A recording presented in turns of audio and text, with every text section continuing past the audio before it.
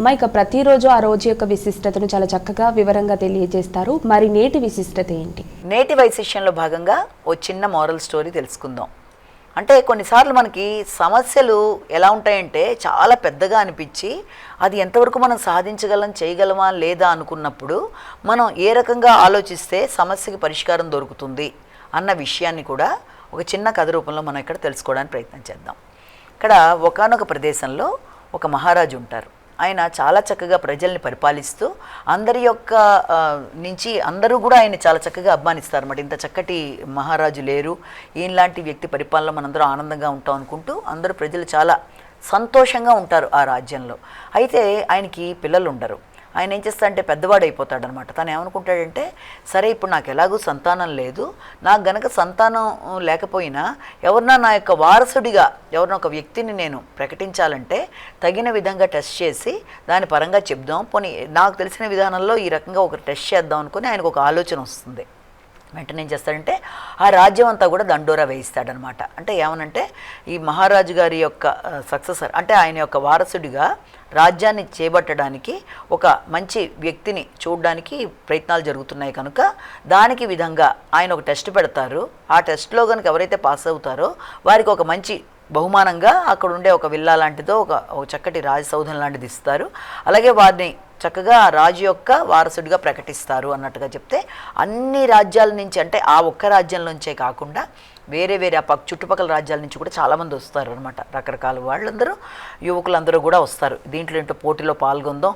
ముందుగా ఆ పోటీ యొక్క లక్షణం ఏంటి? మొట్టమొదటిగా అక్కడ వాళ్ళు ఒక చక్కగా ఒక ప్రాబ్లమ్ని సాల్వ్ చేయాలి. ఒక పైన ఒక విల్లా లాంటిది ఉంటుంది, ఒక రాజసౌధం లాంటిది, దానిపైన ఇది అంతా కూడా ఉంటుంది. ఎలాగా ఒక సాల్వ్ చేయడానికి వీలుగా ఒక సాల్వ్ చేయవలసిన ఒక ప్రాబ్లం లాంటిది. ఆ ప్రాబ్లమ్ని కనుక సాల్వ్ చేసిన తర్వాత ఆ యొక్క దాన్ని తాళం తీసుకొని రాజసౌధంలో ప్రవేశించాలి. ఇది ఆ యొక్క వాళ్ళు పెట్టిన టార్గెట్ అనమాట. సరే అందరూ చాలామంది దేశ విదేశాల నుంచి వస్తారు, అందరూ కూడా చూస్తూ ఉంటారు, చాలా ప్రయత్నాలు చేస్తారు. 3 రోజుల పాటు ఇలా జరుగుతూ ఉంటుందన్నమాట. అందరూ అయిపోతారు, ఎవ్వరూ చేయలేకపోతారు, అసలు ప్రాబ్లమ్ని సాల్వ్ చేయలేకపోతారు. అక్కడ ఉన్న ప్రాబ్లం ఏంటి, ఆ ప్రాబ్లమ్ని సాల్వ్ చేసిన తర్వాత ఆ తాళం తీసుకుని లోపల వెళ్ళడానికి ఆ సొల్యూషన్ అందులోనే ఉందని చెప్తున్నారు కదా, అది ఎవరు చేయలేకపోతున్నారు. సరే ఇంకా లాస్ట్కి ఒక 3 మిగులుతారు. ఆ 3లో ఒకళ్ళు ఆ రాజ్యం వాడే, మిగిలిన 2 కూడా పక్క రాజ్యం వాళ్ళు అనమాట, యువకులే వాళ్ళు. వాళ్ళు 3 వచ్చి ఇంకా ఫైనల్గా మిగిలింది వాళ్లే కదా. వాళ్ళ 3లో ఒక వ్యక్తి ఏం చేస్తాడంటే అంటే ఆ రాజ్యం అబ్బాయి ఏం చేస్తాడంటే ఒక పక్కన దూరంగా కూర్చొని చూస్తూ ఉంటాడు. మిగిలిన 2 ప్రయత్నం చేస్తూ ఉంటారు. ఏంటి సాల్వేషను, దీని నెంబర్లు ఉన్నాయేంటి, ఎలా మనం చేస్తే ఈ సమస్యని మనం సాల్వ్ చేయగలుగుతాం, చేసిన తర్వాత మనం ఎలా తాళం తీసుకుని లోపలికి వెడతాం అని రకరకాలుగా ఆలోచిస్తూ దాని వైపు చూస్తూ ఉంటారనమాట.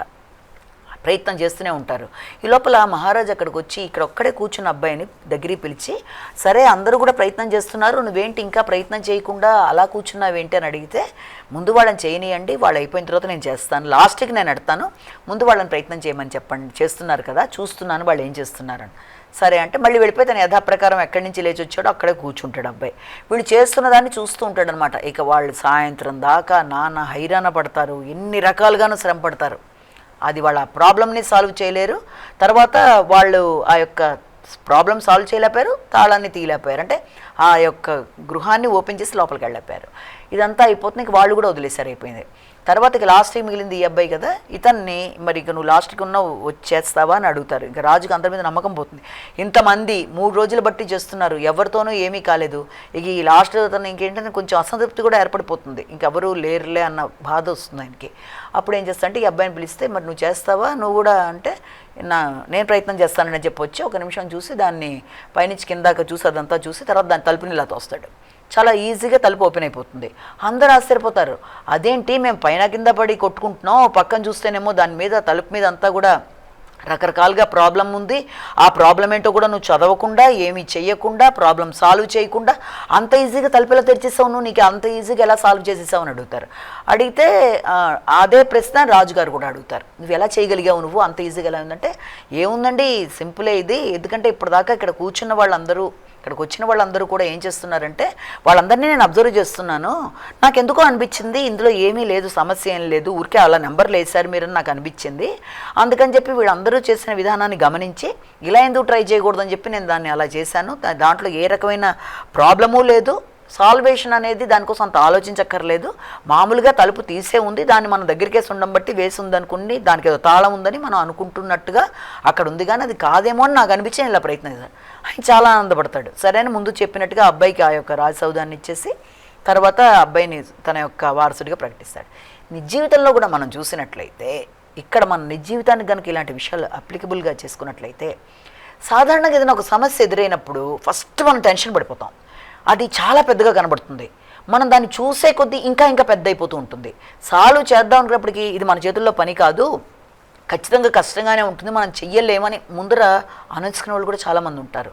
అంతేగాని దానికోసం కూల్గా కొంచెంసేపు ఆగుదాం, ఆలోచిద్దాం, సమస్యలోనే మనకి సమాధానం కూడా దొరుకుతుందేమో, మనం టెన్షన్ పడే కొద్దీ అది పెద్ద పెద్దగా అయిపోతుంది ఈ సమస్య అన్న విధానాన్ని ఆలోచించకుండా కొంచెం కూల్ వేలో ఆలోచిద్దాం. కూర్చొని ఆలోచిస్తే పోనీ నెమ్మదిగా ఆలోచించాకనే ప్రయత్నం చేస్తే ఎలా ఉంటుందని అనుకునే విధానం చాలామందిలో తక్కువగా ఉంటుంది. ఇమీడియట్గా సమస్య అనేటప్పటికీ అది పెద్ద కొండలా కనబడుతుంది. అది ఎలాంటి సమస్య అయినా, అది జీవిత సమస్యల్లో దేనికి సంబంధించిన సమస్య అయినా ముందు దాన్ని మనం ఆ వేలోనే చూస్తాం. చాలా పెద్దది ఇది, దీనికి సొల్యూషన్ రావడం కూడా చాలా కష్టం, చాలా కష్టపడిపోవాలి, అప్పుడు కానీ రాదు అనుకునే కొద్దీ అది ఇంకా పెద్దగా అయిపోతూ ఉంటుంది. అలా కాకుండా కొంత మనం ఆలోచించి దాని విషయంలో ఏదన్నా మనం ఇంకేదైనా క్లూ దొరుకుతుందా, ఇంతమంది ఇలా ఇప్పుడు దీంట్లో ఈ కథలో మనం చూసినట్లయితే అందరూ అలాగే అనుకున్నారు, రకరకాలుగా టెస్టులు చేశారు, పొద్దున్న సాయంత్రం దాకా దాని ముందు నిలబడ్డారు, అన్ని విధాలుగా దాని పైన ఉండేవన్నీ చూసి వాళ్ళు గాబరా పడిపోయారు. చిన్నగా ఏం చేశాడు అబ్బాయి, అవన్నీ కాదని, అసలు ఇవన్నీ దానికి సంబంధం లేదు, ఊరికే అలా పెట్టారంతే, దాని సొల్యూషన్ ఇదని అతను ఎలాగైతే చేశాడో అదే విధంగా కూడా మనకి ఏదైనా సమస్య అనేది ఎదురైనప్పుడు ఇమ్మీడియట్గా దాన్ని నెగిటివ్గానే పెద్దగానే భయంకరంగా ఆలోచించకుండా సొల్యూషన్ ఏదో ఉంటుంది, ఇంత పెద్దగా ఇస్తున్నారంటే దాంట్లోనే ఎక్కడో కిట్టుకుందేమో అన్న విధానంలో కూడా ఆలోచిస్తే చాలా సమస్యలకి పరిష్కారం దొరుకుతుంది. అలా కాకుండా ఎక్కువ మనం ఆలోచించే కొద్దీ అది ఇంకా ఇంకా ఇంకా పెరిగిపోతూ వెళ్ళిపోయి కొరకరాని కొయ్యి అయిపోయి ఆ ప్రాబ్లంకి సొల్యూషన్ దొరకదు. కనుక ఎప్పుడైనా సరే కూల్ బ్రెయిన్తో ఆలోచించటం, జాగ్రత్తగా దాన్ని పరికించటం, ఇచ్చిన వెంటనే ఇప్పుడు ఎగ్జామినేషన్లో కూడా అంతే కదా, పేపర్ చూడగానే అమ్మో ఏదో పెద్దగా ఉందని అనుకునే కన్నా ఫస్ట్ కూల్గా చదవాలి. అందుకే ఎగ్జామినేషన్ పేపర్లో కూడా ఇచ్చినప్పుడు కొంత కామ్గా చదివి చూడండి, సమాధానం అందులోనే ఉంది అని చెప్తారు మనకి. అలా చూసుకోకుండా ఏదో చాలా చాలా రకరకాలుగా ఉంది, రకరకాల కాంబినేషన్లో ఉంది కాదు, కొంచెం ఆలోచిస్తే దాన్ని మీరు ఐడెంటిఫై చేయడం అనేది ఈజీ అవుతుందన్నది మనం ఈ చిన్న సరదా కథలో తెలుసుకున్నాం. నమస్కారం.